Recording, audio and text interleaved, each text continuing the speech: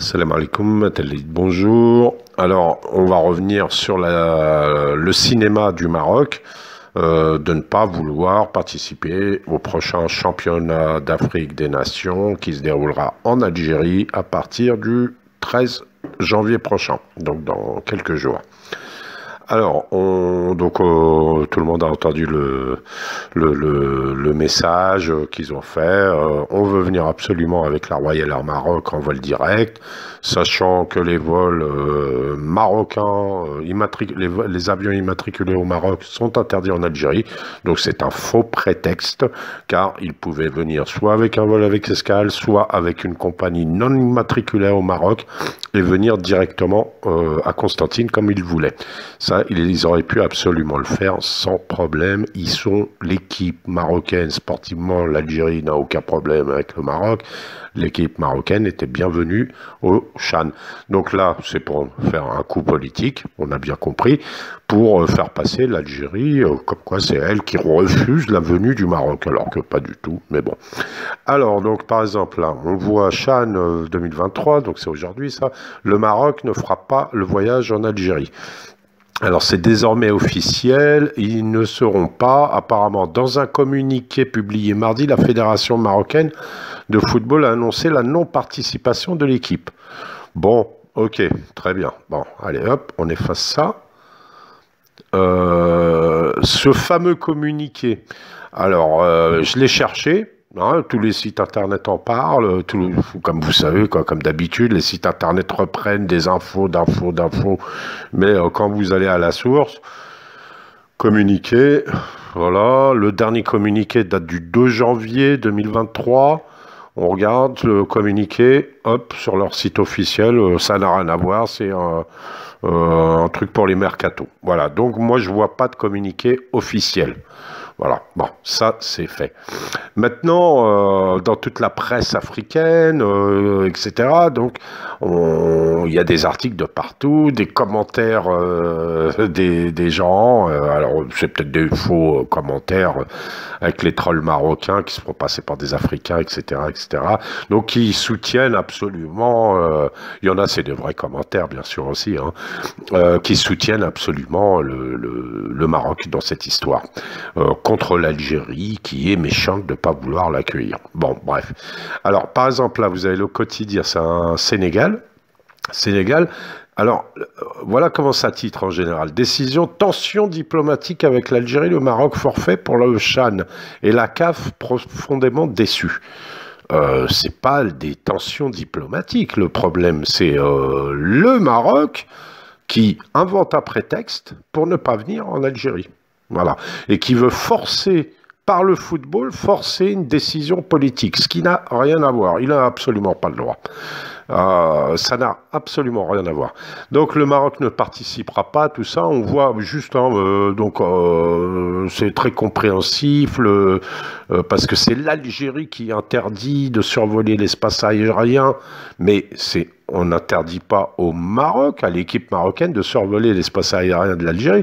On interdit les avions immatriculés au Maroc, ce qui n'a absolument rien à voir. Donc là, c'est de la polémique, des fausses nouvelles, on déforme la réalité, on sait dans quel but. Alors, et là, c'est là, vous voyez là, c'est un article d'aujourd'hui. La CAF comprend déjà la décision du Maroc. Alors, cette décision est le résultat de tensions politiques qui existent entre les deux pays. Bref,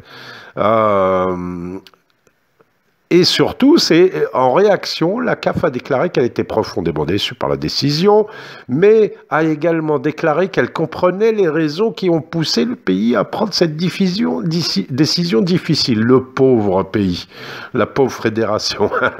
Mais ça ne peut être que faux. Je l'avais vu ce truc il y a un moment.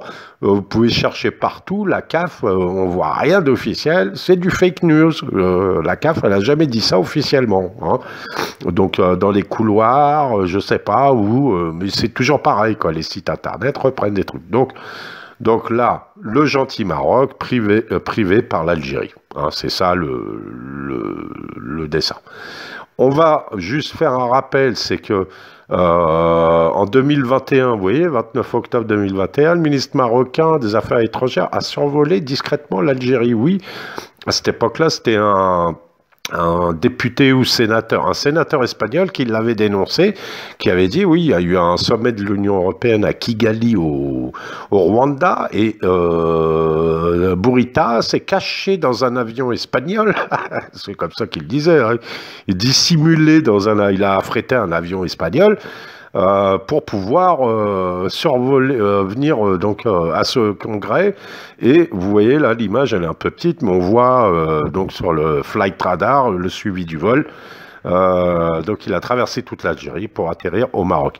Donc un Marocain a survolé l'Algérie dans un avion non immatriculé au Maroc. La fédération marocaine pouvait le faire. Hein. L'avion, il n'a pas été abattu, il n'a pas été escorté par les Sukhoi et forcé à atterrir. Il n'y a pas eu de problème. Le gars, il l'a fait. La fédération marocaine pouvait le faire. Donc son prétexte est archi faux, pas valable.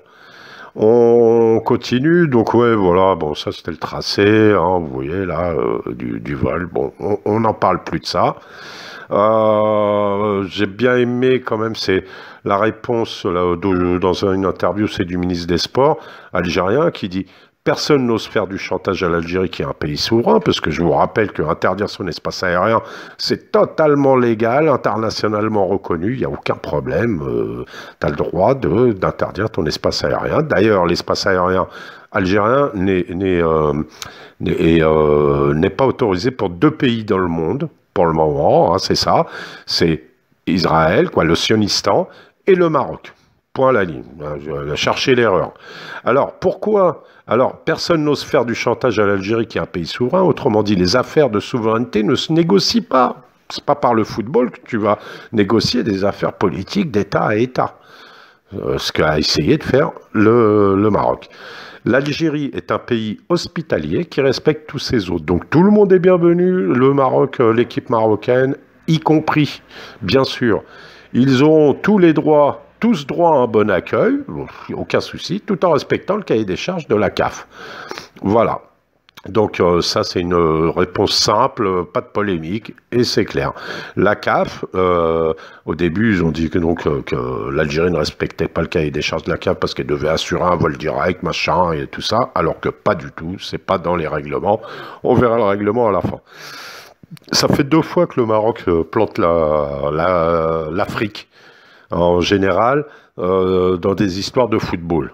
La première fois, c'était pour la CAN 2015. Et Hayatou, à l'époque, le président de la CAF, Hayatou suggérait une suspension de 4 ans pour le Maroc. Hein, vous vous souvenez, c'était pour le virus Ebola.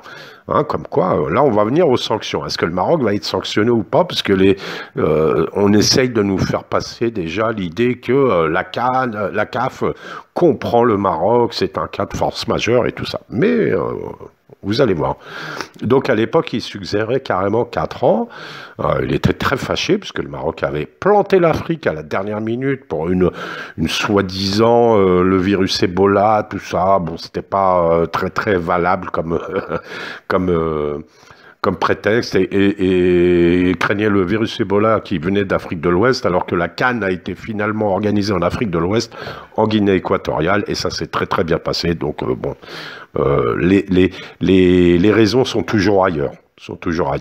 En tout cas, le Maroc avait planté l'Afrique du football, cette fois-là, et la CAF n'était pas contente du tout après ce pays. Et Hayatou, il disait à l'époque, on appliquera nos règlements. Ils sont clairs. Souvenez-vous, en 96, le Nigeria avait boycotté la compétition de la CAN. Le Nigeria n'était pas allé. Parce que leur président avait refusé que son pays aille en Afrique du Sud pour un prétexte comme quoi la sécurité n'était pas assurée en 96. Vous vous souvenez, Mandela venait d'être président 2 ans avant, en 94. Ça avait été un prétexte, bon, à l'époque, pas valable non plus. Et donc, pendant 4 ans, ils ont été suspendus, a expliqué le président de la CAF, interrogé sur les sanctions possibles pour le Maroc. Et il disait, il n'y aura pas deux poids, deux mesures, a poursuivi Hayatou. Il n'est pas question de laisser cet état d'esprit s'instaurer. Cela risque de porter préjudice sérieusement au football en Afrique, a-t-il ajouté. Voilà. Bon. Ça, c'est ce qu'il avait suggéré dès le départ. Et finalement, le Maroc avait été condamné, suspendu, exclu de 2 CAN, 2017-2019, plus celle de 2015 à laquelle il n'avait pas participé, et plus la CAF lui avait réclamé 8 millions d'euros de sanctions. Hein. Alors, pour être totalement honnête, après le Maroc avait contesté cette décision au niveau du TAS à Zurich, le tribunal arbitral du sport, qui avait annulé la sanction. Donc, le Maroc finalement pouvait participer, donc ne devait pas être suspendu de 2 prochaines CAN, 2017-2019, et aussi au niveau de la sanction financière, ça a été ramené à 50 000 euros. Mais tout ça, pourquoi? C'est pas de la... Comment dire? Parce que le Maroc s'est bien défendu ou quoi que ce soit. Si, juridiquement, il s'est bien défendu. C'est-à-dire que ça n'était pas les sanctions de suspendre le pays plus lui mettre 8 millions d'amendes, ça n'était pas dans les textes de la CAF, qui n'avait jamais eu le cas d'un pays qui ne veut pas organiser une CAN alors qu'il s'était engagé à la faire et puis qu'il a à la dernière minute, quoi, hein, pratiquement. Hein, il a quelques mois avant, 2-3 mois, ça a été réorganisé dans un autre pays en catastrophe et tout ça. Le CAN ne s'était jamais présenté. Donc les règlements de la CAF en vigueur ne mentionnaient pas ces sanctions-là. Vous voyez, au moment des faits. Donc, finalement, ils avaient eu 50 000 $ d'amende qui étaient à l'intérieur de... voilà, c'était un montant maximum prévu par le règlement de la CAF en vigueur au moment des faits. Voilà. Mais ce qui veut dire que même le TAS, quand même, il a maintenu une sanction puisqu'il y avait faute. Voilà. Donc, alors, donc là, on prend ce que risque le Maroc maintenant en ne venant pas au CHAN, donc en plantant à nouveau l'Afrique, hein, en privant le championnat d'Afrique des Nations d'une équipe en dernière minute, en privant le championnat de l'équipe tenante du titre, etc., en désorganisant tout ça et en faisant une mauvaise pub pour le CHAN. Ça n'est pas une histoire d'Algérie. Oui, ils essayent que ce soit contre l'Algérie, mais c'est contre l'Afrique, finalement, ce problème. Alors, on va vite aller, vite fait, on va pas traîner. Là, je suis sur le règlement du CHAN. Comme ça, quand on cite des choses, au moins, il y a les petites, les sources directement, c'est mieux que de dire un peu n'importe quoi, reprendre des fake news de partout et compagnie. Donc là, article retrait. Voilà, donc il y a le retrait d'une équipe. Voilà, composé, pardon. Excusez-moi, voilà, le retrait.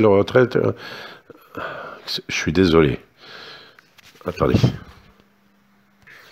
Voilà, donc là on voit, article 80, un forfait déclaré moins de 20 jours avant le début de la compétition finale ou pendant celle-ci entraînera perte de ses droits d'entrée, c'est l'argent qu'ils avaient engagé, 5 000 $, je crois, par équipe.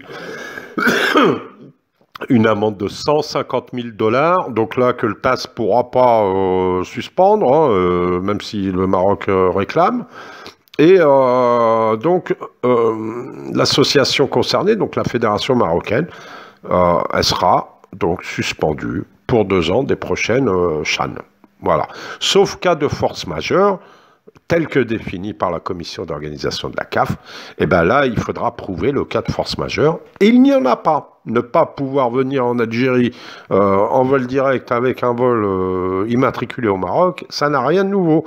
Le jeu méditerranéen, le dernier là qui se sont déroulés, l'équipe du Maroc, je crois U18 ou je sais pas qui, ont été en quart de finale, ils sont venus, ils sont passés par la Tunisie. Les équipes pour les pour les coupes d'Afrique, de championnat d'Afrique, tout ça, Coupe d'Afrique, Ligue des Champions, tout ça, etc. Les Casablanca, tout ça, les équipes des villes viennent en Algérie jouer et toujours passent par la Tunisie. En tout cas, n'entrent jamais avec un avion immatriculé au Maroc depuis 2021. Et la fédération marocaine n'a jamais réclamé là-dessus, mais elle réclame cette fois-ci parce que ils se disent, ça nous fait, comme on a fait 4e mondial à la Coupe du Monde, on a un poids médiatique, etc. Donc on va jouer là-dessus cette fois-ci. Ça fera une mauvaise pub pour l'Algérie, qui est en concurrence avec nous pour l'organisation de la CAN 2025, etc., etc. Donc ça nous fera, ça sera favorable pour nous. Mais moi je dis que non, ça ne sera pas favorable. Ça fait 2 fois que le Maroc plante la CAF. Je ne pense pas que la CAF sera très contente de ça. 2015, refus d'organiser la CAN. 2022, récidive, refus de participer alors qu'ils étaient engagés pour le CHAN, qui est une compétition importante pour les équipes locales. Je pense pas que ça va peser positivement si c'était ça le but. Voilà, les vraies raisons, elles sont toujours ailleurs. Faut les chercher ailleurs. Je vous en ai évoqué quelques-unes. Voilà, allez, Maslama, à bientôt, Inch'Allah.